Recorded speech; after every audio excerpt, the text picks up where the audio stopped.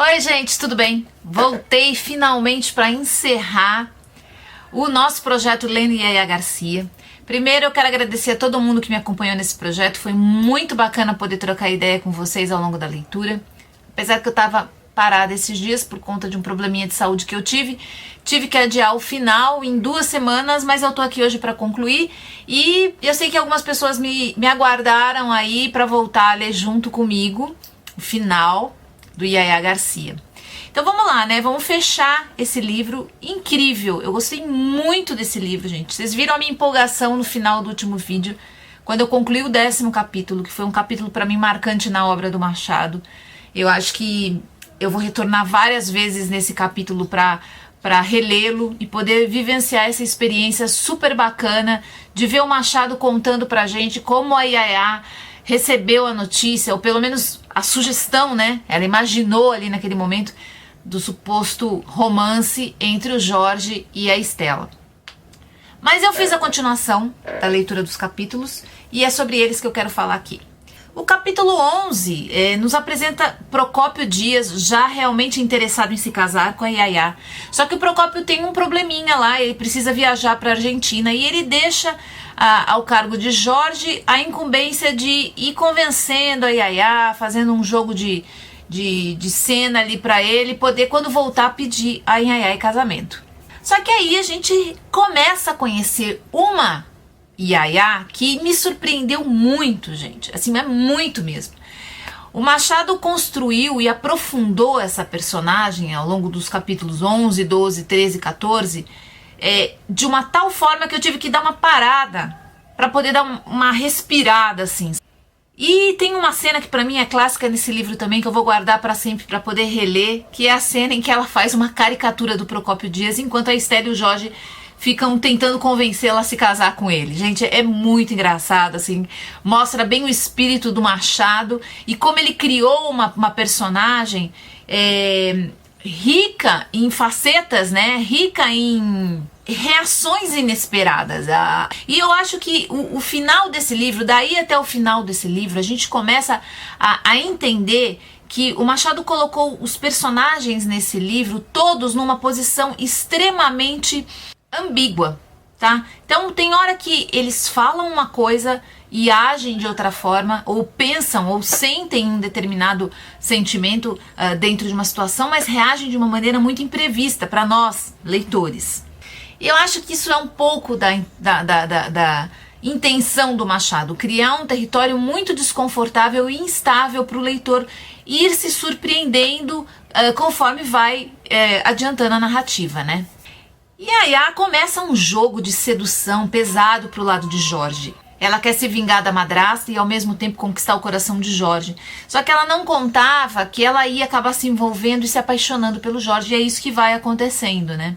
Então nos capítulos 13 e 14 a gente vê esse projeto de sedução da Yaya tomando forma, ela achando que está se vingando da Estela, da traição da Estela ao pai, quando na verdade ela vai se envolvendo, assim como o Jorge também vai se envolvendo com elas. E acontece uma transformação na Estela, que aparentemente, em nenhum momento, gente, eu deixei de desconfiar da Estela, tá? Eu não consegui. Mesmo depois que eu terminei o livro. Pra mim, a Estela era a personagem tão ou mais soturna do que a Valéria, que é a mãe do Jorge que abre esse livro, já mostrando uma postura muito sinistra, assim, muito fria e calculista. Mas Jorge e Yaya acabam se apaixonando e Estela aproveita esse gancho para decidir que os dois precisam realmente se casar. Nós, leitores, ficamos sabendo que a Estela sofre por esse casamento, por esse relacionamento, por essa paixão entre os dois, mas sofre calada em silêncio e ela não quer voltar atrás. Lá no capítulo 15, Luiz Garcia morre e aí realmente chega a hora de se casar, Yaya e Jorge e a Estela poder ficar livre. E aí começa uma confusão que eu imagino proposital para que o leitor fique ainda bem instável dentro da história, mas ao mesmo tempo a gente percebe uma Yaya ainda muito infantil, né, que tenta argumentar que não quer se casar porque o Jorge gosta mesmo da Estela e a Estela gosta do Jorge, enfim, ela tenta de uma maneira meio infantil, né? E ela tenta juntar a Estela e o Jorge, terminando o noivado com ele, mas a própria Estela toma a dianteira e explica, olha, o que aconteceu foi isso, isso e isso. Eu vou tomar um rumo diferente na minha vida e você se casa com o Jorge e tá tudo resolvido. E aí a história se encaminha pro final. Eu, particularmente, gente, não curti muito o final da Yaya. Eu vou contar aqui pra vocês como eu imaginava o final dessa história, tá? Eu imaginava Yaya se casando com o Jorge e Estela sendo amante do Jorge. Tá, tudo bem.